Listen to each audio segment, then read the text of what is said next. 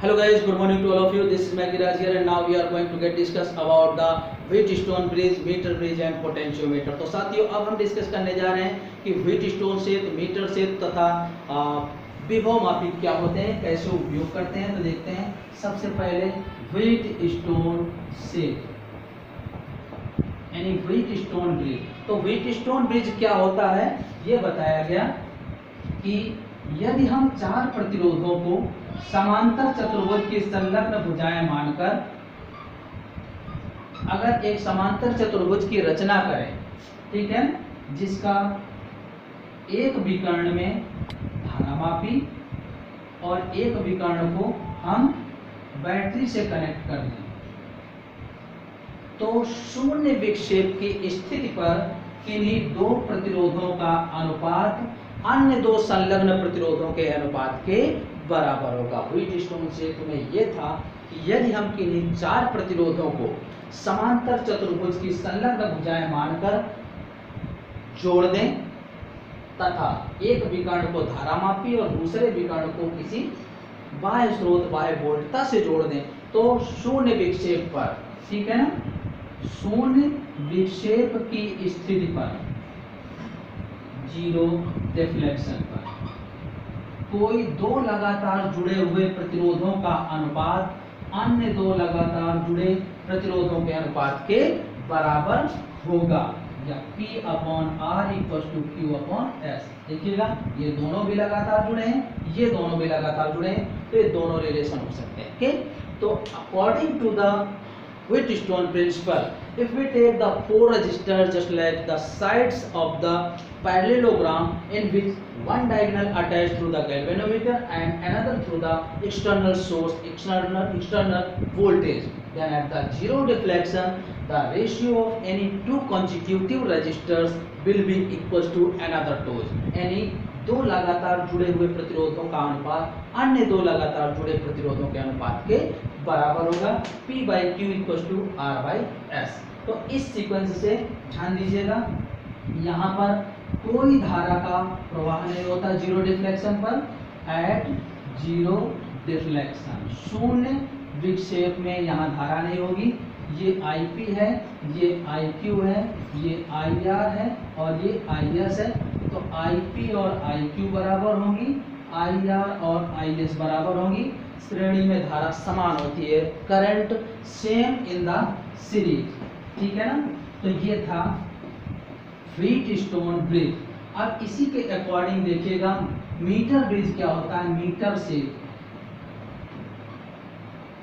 तो मीटर सेतु ये है जिसमें 1 मीटर लॉन्ग मैग्नेन वायर होता है, इसको बोलते हैं मैग्नेन वायर, 1 मीटर लंबा यानी 100 सेंटीमीटर। इसके एक एंड में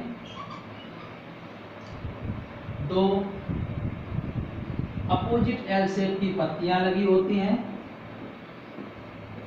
और बीच वाली एक क्षैतिज पत्ती लगी होती है, हॉरिजॉन्टल चिप। एक एंड पर इसमें नॉन रेजिस्टेंस होता है, ज्ञात प्रतिरोध, और दूसरे सिरे पर हम अज्ञात प्रतिरोध का तार लगा देते हैं, अननोन रेजिस्टेंस का। यही हमें कैलकुलेट करना होता है, इसको किसी सेल्स या बैटरी से जोड़ देते हैं और एक कुंजी लगी होगी, ठीक है। बीच वाले टर्मिनल को हम गैल्वेनोमीटर से जोड़ करके इसको इस वायर में जॉकी को टच करते हैं, ठीक है। अब मानते हैं कि ये L लेंथ पर जीरो डिफ्लेक्शन मिला, यहाँ पर रेजिस्टेंस P है और जो बची हुई लेंथ है 100 - L, इस पर रेजिस्टेंस Q। तो P/Q = R/S से S की वैल्यू हो जाएगी R × Q/P या S = R 100 - L/L। ये अननोन रेजिस्टेंस होता है, प्रतिरोध, अज्ञात प्रतिरोध, ठीक है ना। और अज्ञात प्रतिरोध से हम प्रतिरोधकता की वैल्यू निकालते हैं, जैसे रेजिस्टेंस की वैल्यू होती है ρ × L/A πr²। तो यहाँ पर S ρ × L/πr², तो ρ की वैल्यू है S πr²/L। L जो है ये जो हमने वायर यूज किया था उसकी लेंथ, जो मुड़ी नहीं है जो यूज हुई है पर्टिकुलर वो और r इसकी रेडियस है, त्रिज्या है, जिसको हम स्क्रू गेज की सहायता से ज्ञात करते हैं। तो यह है मीटर शेद, और मीटर शेद की सहायता से हम अज्ञात प्रतिरोध ज्ञात करते हैं और ये व्हीटस्टोन शेद के सिद्धांत पर कार्य करता है। इसी के साथ देखते हैं कि विभव मापी पोटेंशियोमीटर, ये भी एक इलेक्ट्रॉनिक संयंत्र है, इलेक्ट्रॉनिक इंस्ट्रूमेंट है, और इसकी सहायता से हम विभव का यथार्थ मापन कर सकते हैं। So we can use the potentiometer, we can measure an accurate value of the potential, यानी विभव का यथार्थ मापन हम कर सकते हैं। तो ध्यान रखिएगा कि सुग्राहिता कैसे बढ़ाई जा सकती है विभव मापी की।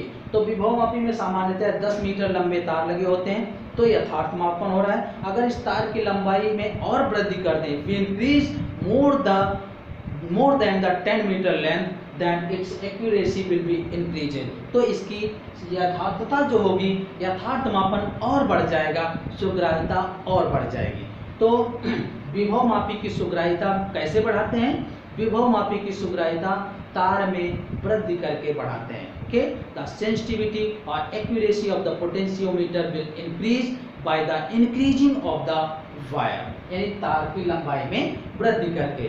और विभव मापी शून्य विक्षेप के सिद्धांत पर कार्य करता है। Potentiometer work on the principle of zero deflection, ठीक है ना। तो इससे ईएमएफ का रेशियो जो आता है E1/E2 इक्वल टू L1/L2, और इंटरनल रेजिस्टेंस निकालते हैं जो E/V-1 था, तो इसकी वैल्यू लेंथ के फॉर्म में L1/L2-1 आती है। तो ये है पोटेंशियोमीटर के थ्रू मेजरमेंट। ओके।